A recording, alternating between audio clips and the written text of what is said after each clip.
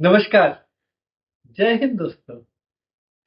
दोस्तों, बांग्लादेश में आप सभी को पता है कि बोला जा रहा है कि इलेक्शंस करवाए जाएंगे अगले साल फरवरी 2026 फरवरी को इलेक्शंस होंगे। ये बताया गया है।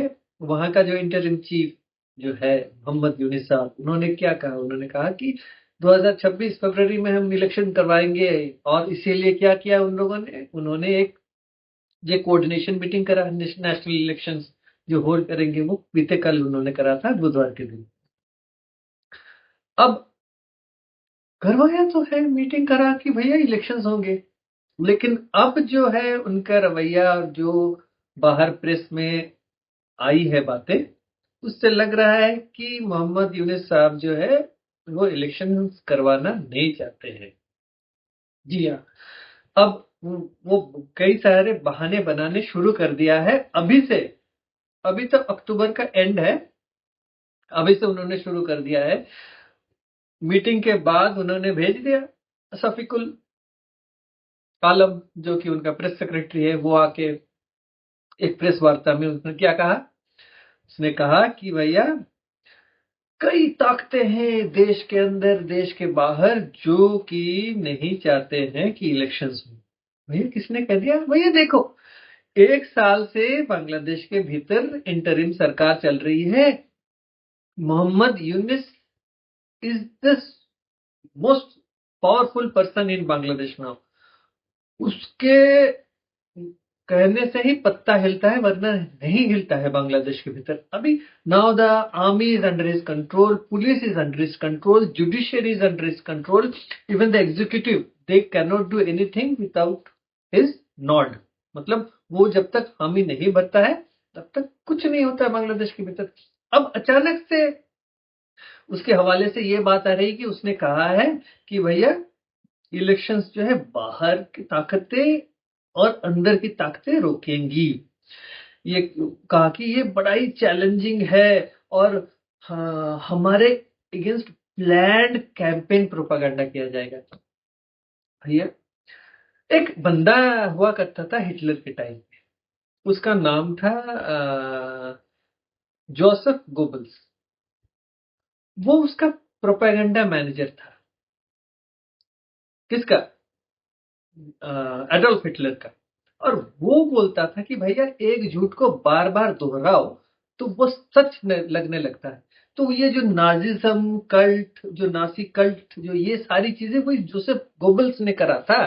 तो उसी का ये पद चिन्ह जो है, ये उसी को फॉलो कर रहा है। कौन? मोहम्मद यूनिस। अभी वो बोल रहा है, बार बार रिपीट कर रहा है कि भैया इलेक्शन से पहले प्रोपागेंडा, झूठ पे झूठ, झूठ पे झूठ, झूठ पे झूठ बोले जा रहा है कि बाहर की ताकतें एआई जनरेटेड वीडियोस और वगैरह वगैरह, जैसे कि तस्वीरें वगैरह, ये सारी निकालेंगे और कैसे इलेक्शंस ना हो वो करेंगे। लेकिन मन ही मन वो चाहता नहीं कि इलेक्शंस हो। उसको डर किस बात का, मैं बता रहा हूँ।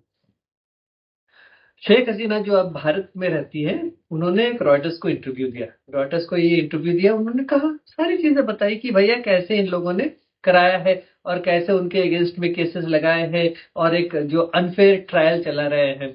ट्रायल की जब अगर बात करूं तो मैं, पता है आप लोगों को, कोर्ट रूम में एक वीडियो लीक हुआ है बांग्लादेश, जहां पे ये जो इंटरनेशनल क्रिमिनल ट्रिब्यूनल जो भी है, इन लोगों ने चलाया हुआ है, क्राइम्स ट्रिब्यूनल या कुछ जो केसेस चलाए हैं शेख हसीना के खिलाफ। तो उसमें जज, जो शेख हसीना के जो डिफेंड कर रहे हैं जो लॉयर, उनको जज बोल रहे हैं कि भैया, आप जो है कैसे बोल रहे हो कि आप शेख हसीना को बरी करवा दोगे? आपको कैसा पता है? तो डिफेंडेंट जो है, ठीक है मेरी गलती हो गई है, यही बोल रहा है वो जज को। लेकिन देखिए, अगर हम लोग ऐसे नहीं करें, बताएंगे बाहर में, तो पूरे लगेगा कि ये पूरे जो हम लोग फर्जीवाड़ा कर रहे हैं अंदर बैठ के, तो लोगों को क्या लगेगा? कि लोगों को लगेगा कि भैया देखो ये, इसीलिए मैं बोल रहा हूँ कि मैं डिफेंड करूंगा, मैं बचा लूंगा शेख हसीना को। तो ये जो है इन लोगों ने एक फिक्स कर रखा है, ये यूनिस का करा धरा है सारी चीजें। तो प्रोसिक्यूटर जो है, पब्लिक प्रोसिक्यूटर जो है, वो जमात का वकील था, जमात इस्लामी का वकील था। वो अभी सरकारी वकील बना हुआ है, और डिफेंड में जो डिफेंड कर रहा है वो भी वो यूनिस का बंदा है, तो सारे एक ही थाली के चिट्ठी बैठे। तो अब इससे आप लोग क्या जो है फेयर ट्रायल आप एक्सपेक्ट करोगे, तो वो बात अलग है। अब बांग्लादेश के भीतर करीबन 12.5 करोड़ के ऊपर वोटर्स हैं। अब शेख हसीना का ये कहना है कि भैया अवामी लीग के जो सपोर्टर्स हैं वो अभी इलेक्शंस बॉयकॉट करो, वोट मत करो। तो अवामी लीग के सपोर्टर्स तो बड़े तादाद में हैं, तो वो अगर वोट नहीं करने जाएंगे तो बिल्कुल अटर फेलियर है। जैसे कि फारूक अब्दुल्ला वाला किस्सा होगा, 700 वोट में जीता था। तो ये एक फार्सिकल इलेक्शन होगा, मतलब जग हंसाई होगी, ये कोई फेयर इलेक्शंस में नहीं होगा।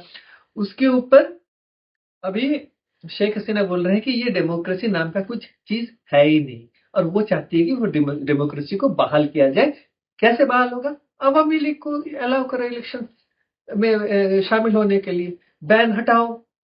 तो यूनिस जो है वो भी नहीं करवाएगा, क्योंकि ना बैन अगर हट गया, दोबारा से अवामी लीग के लोग आके फिर से एमपीज बन जाएंगे, तो ये भी दिक्कत है।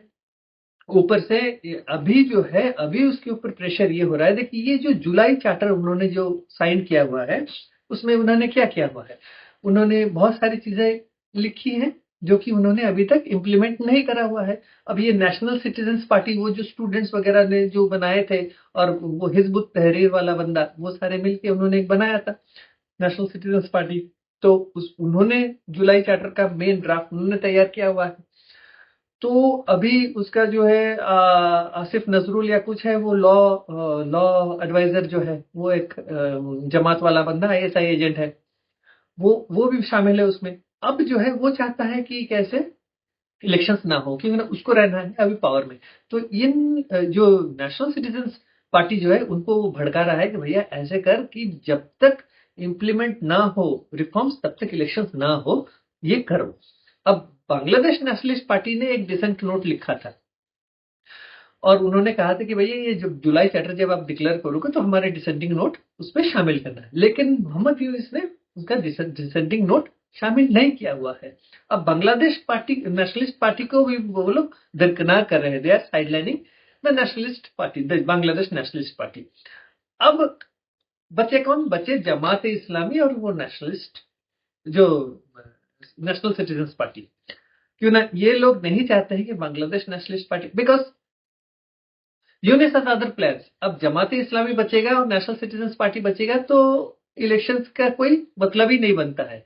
तो इसीलिए क्या कर रहा है, he wants to create sort of chaos within Bangladesh. वो बांग्लादेश के भीतर एक chaos क्रिएट करने की कोशिश कर रहा है, जिससे कि अपने आप ही इलेक्शंस ना हो पाए, so that he can continue in power. ये एक्चुअली में ये प्लान जो है, he is been working out. और एक चीज है, वो कर क्या रहा है, वो पाकिस्तान के साथ जो है नजदीकियां उसने बढ़ाया हुआ है। तो पाकिस्तान के साथ नजदीकियां बढ़ाई है। देखिए, इकोनॉमिकली बांग्लादेश टोटली एकदम बर्बाद हो चुका है, इट्स इन शैम्पल्स। अब इकोनॉमिक को वो रिवाइव नहीं कर पा रहा है, हालांकि वो अपने आप को बड़ा इकोनॉमिस्ट मानता है, लेकिन वो अभी इकोनॉमी को रिवाइव करवा नहीं पा रहा है। अब क्या है, वो पाकिस्तान के साथ उसने दोस्ती करा, पाकिस्तान को बोल रहा है कि भैया मुझे हेल्प कर मेरी इकोनॉमी रिवाइव करने में, तो इंपोर्ट एक्सपोर्ट शुरू करते हैं, और मैं तुम्हें बेच दूंगा, यहाँ पे आईएसआई की एक्टिविटीज ज्यादा बढ़ाओ, भारत के अगेंस्ट में तुम्हें सारी जो है फैसिलिटीज मुहैया करूंगा, भारत के खिलाफ तुम जो भी चाहे वो कर सकते हो बांग्लादेश के जमीन से। वो कहा है। अब ये पाकिस्तान भिखमंगा देश, वो क्या उसकी इकोनॉमी को हेल्प करेगा? वो खुद उसको खाने को नहीं है। दे thrive on the loans provided by the international monetary fund, IMF जो है। अब एफएटीएफ की लिस्ट में दोबारा जाने वाला है पाकिस्तान बहुत जल्द। तो ये है अभी, तो बांग्लादेश को वो इकोनॉमिकली कुछ रिवाइव कर नहीं पाएगा। So what Yunus is doing, वो क्या कर रहा है, वो प्रॉब्लम्स क्रिएट कर रहा है बांग्लादेश के लिए। देखिए, भारत के अगेंस्ट वो सिचुएशन क्रिएट कर रहा है। बाई चांस अगर इलेक्शंस हो भी जाते हैं, जो भी पॉलिटिकल पार्टी पावर में आएगा, उसके लिए बड़ा दिक्कत हो जाएगा भारत के साथ जो है रिलेशनशिप रीबिल्ड करने में। आप सोच के देखिए कि वो ही कॉम्प्लिकेटिंग थिंग्स। तो दूसरा जो पॉलिटिकल पार्टी जो पावर में आएगा, suppose for example BNP party जीत के आई, वो रिवाइव करने की कोशिश भारत कर, भैया पाकिस्तान को लाके गोदी में बिठा दिया, भारत के साथ सारी ट्रेड टॉक्स जो है वो बिल्कुल खत्म कर दिया है उसने। ट्रेड तो बिल्कुल खत्म हो गया है, भारत अभी कुछ बेचता भी नहीं है उनको। चावल कैसे खरीद रहा है पता है? वो यूएई से चावल खरीद रहा है, और कंट्री ऑफ ओरिजिन चावल का कौन है? भारत है।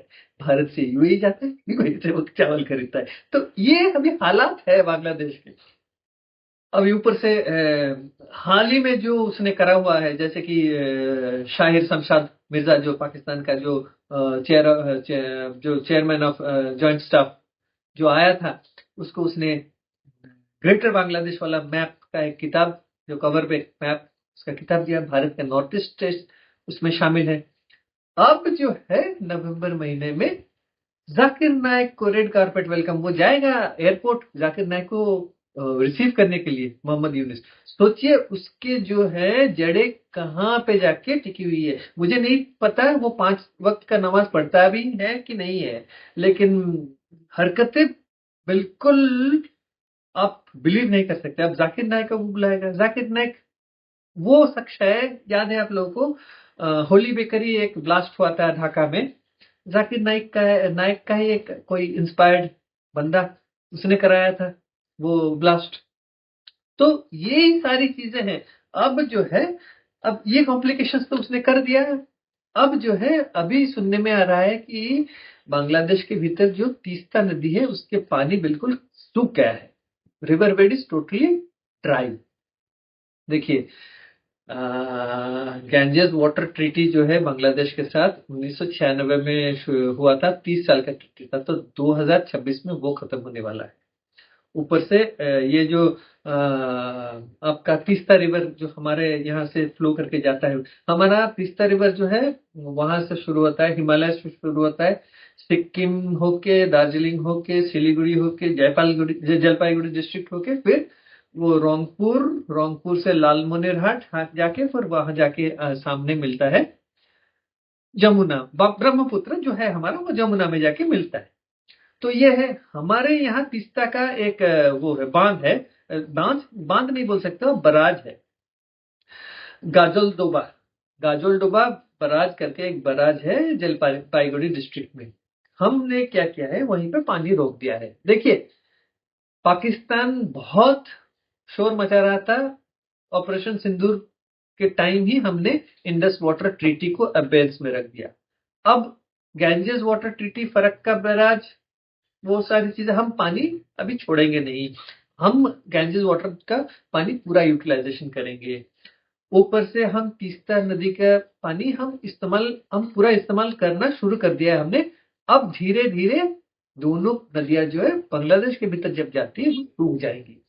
तो मोहम्मद यूनिस जो है, मोहम्मद यूनिस सिर्फ अपने फायदे के लिए, अपना नाम कमाने के लिए उसने क्या करा हुआ है, भारत से पंगे लेने शुरू कर दिए हैं। सो पेट्रोल इलेक्शन सर है, अगर वो भी लेगेसी ऐसे छोड़ के जाएगा कि जो कोई भी पॉलिटिकल पार्टी अगर पावर में आता है बांग्लादेश के भीतर, उसको अभी इतना समय लगेगा भारत के साथ एक रिलेशनशिप नॉर्मलाइज करने के लिए कि पूछिए मत। भारत के साथ बगैर रिलेशनशिप नॉर्मलाइज किए बांग्लादेश कैन नॉट एग्जिस्ट। तो ये जो मोहम्मद यूनिस जो है, he is what he is doing is, वो अभी चाहता नहीं है कि इलेक्शंस हो, वो रहे पावर में as a centre of power, पूरा जो है अपना जो एब्सोल्यूट पावर जिसे बोलते हैं, तो एक सॉर्ट ऑफ डिक्टेटरशिप बना के वो रहे। तो वही वो चाहता है। अभी सुनने में ये भी आया है कि अराकान आर्मी के अगेंस्ट जो है, ये अराकान रोहिंग्या सैल्वेशन आर्मी करके आर्मी को ट्रेन कर रहा है बांग्लादेश के आर्मी और अमेरिकन आर्मी मिलके। अब बांग्लादेश क्या कर रहा है, Bangladesh is interfering in the affairs of Myanmar, और ये सारा करा धरा ये यूनिस का है। So at the on the western front of Bangladesh, Bharat के साथ उसने पंगे लेना शुरू कर दिया है। ऑन इट्स ईस्टर्न फ्रंट उसने म्यांमार के साथ पंगे लेना शुरू कर दिया अराकान आर्मी। अब देखिए, मछुआरों के भेष में बांग्लादेशी स्पाइस को भेज रहा है तकनफ नदी के थ्रू म्यांमार, जहाँ के अराकान आर्मी कंट्रोल करती है। तो अराकान आर्मी वाले क्या है, वो जाते हैं उस मछुआरों को पकड़ के ले जाते हैं, ट्रॉलर वगैरह सब लेके चले जाते हैं वो लोग। तो अभी बीच बीच पे छोड़ा था किसी लोगों को। देखिए, कल को अगर सेंट मार्टिन आइलैंड्स जो है अराकन आर्मी भी कब्जा कर ले तो बांग्लादेश कुछ नहीं कर सकता। So he is creating problems for Bangladesh.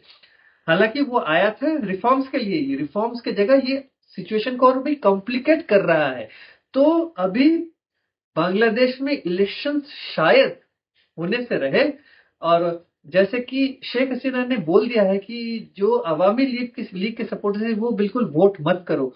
तो देखने वाली बात है कि अभी इंटरनेशनल ऑब्जर्वर्स जो कि ईयू से आएंगे, इधर से आएंगे, उधर से आएंगे, यूएन से आएंगे, वो अभी क्या कर रहे हैं। क्योंकि ना अभी वहां के लोगों को मतलब कुछ जो है लोग इंटरनेशनल फोरम में वो लोग बोल रहे हैं बांग्लादेश को, तुम आर्मी को यूज करो, बॉर्डर गार्ड बांग्लादेश, और पुलिस को यूज करो लोगों को जबरदस्ती घर से निकाल के वोट डलवाने के लिए।